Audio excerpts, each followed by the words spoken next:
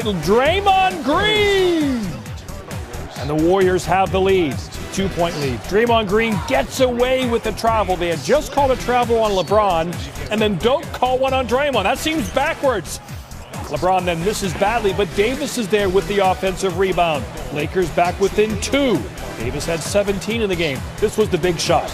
Up by 2. Curry finally gets free, throwing 2 guys at him all night long. He was only 3 of 12 shooting 3. LeBron at the buzzer for the win goes begging. Kevin Durant, James Harden, pair scoring or assisting on 208 of the Nets' 247 points in the 2 games they've played together.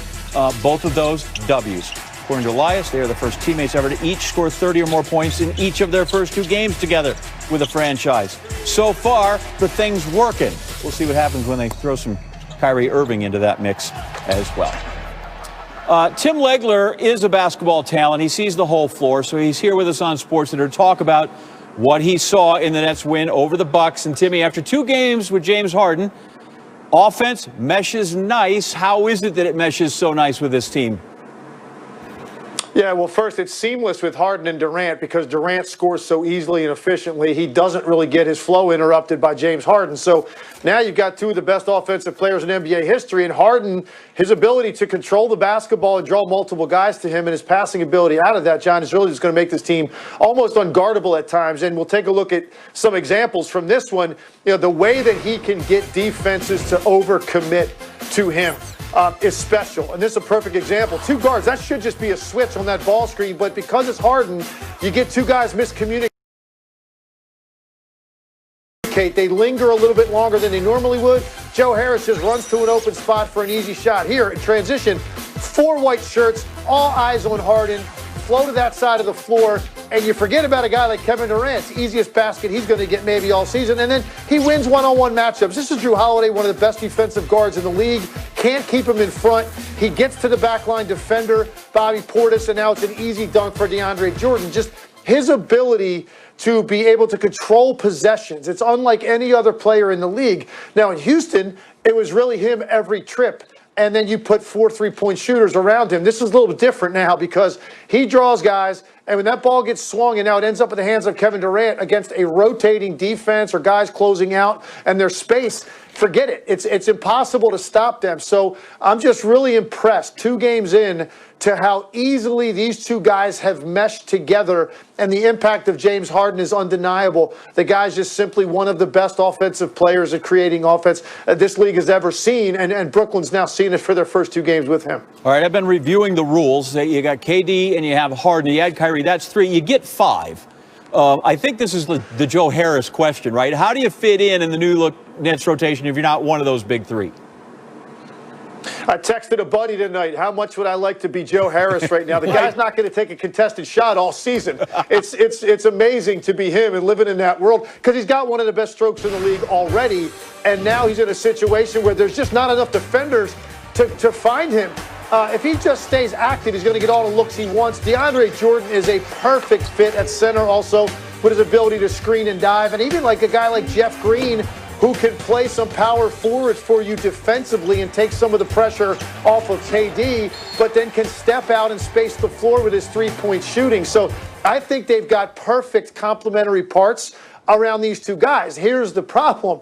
It's not just these 2 guys. You're going to be incorporating Kyrie Irving into the mix, John, and I just don't know, watching that game tonight, how that is possible to incorporate a guy that dribbles the ball that much, that's that dribble dominant, and now you're going to start to affect this flow that I'm talking about that they've had for 2 games, because I think the pieces that they have around these 2 stars are perfect to the point where you could say, I see that team getting to the finals, maybe even winning a championship. When you add Kyrie to the mix, I think it becomes a little bit more muddled. It remains to be seen, but right now it's hard to imagine. You had us all, and then you had to end on a downer, Tim Legler. All right, very good. We appreciate it, man. Listen, if Joe Harris is going to shoot 60% from 3, you'd shoot 80 on that team. They're sitting on 84% of the Nets' points in their first 2 games together in Brooklyn.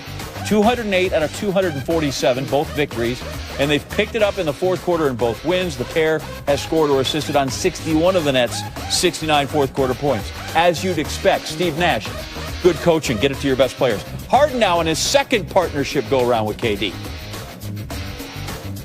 We were young in Oklahoma City. You know, we're grown men now. You know, we know what we want. We really know the game of basketball now. You know, we're not those young guys that just run around and want to just shoot and dunk all day. We know the games. We know spots. We know, teams plays. We're more advanced.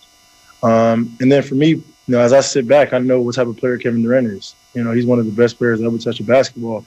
As God-given, 7 foot, can basically do everything. So for me, it's not trying to compete with that. It's allowing Kevin to be the best Kevin he can be. And I'm going to make sure that I can make him better and then make my teammates better. Because at the end of the day, that's all that matters. I feel as though like you said, we've been in the league for James' 12th year, James' 12th year, my 14th season. So we pretty much seen every defense, every offensive scheme. We done been in every type of game, playoffs, game sevens, So we done been through a lot in this league, experienced a lot. And for us to bring it together now and combine what we've learned over this time and try to play great basketball, I think it was pretty seamless for us. It was an easy transition, especially with James, handling the ball a lot coming in. So we still trying to, find our way, and, we still got room to improve, but it's a solid start. They're that old.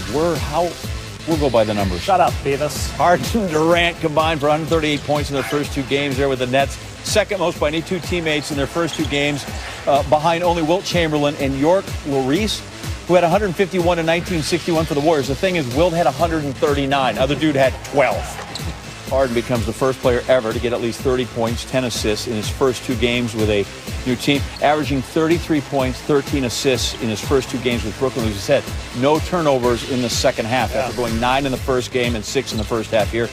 Harden has scored or assisted on 129 points in his first 2 games with the Nets. According to Elias, that's the most by any player in his first 2 games with a team, NBA history. Harden suiting up for the Nets and playing with Kevin Durant. Now, listen, I know they barely squeaked by the Magic, but it was magical what I saw from Brooklyn. Jalen, what did you see from the potential of this Nets nucleus? The NBA that I was born to, that I played so long, needed this so very much. You got the East Coast villain, you got the West Coast superhero in LeBron James.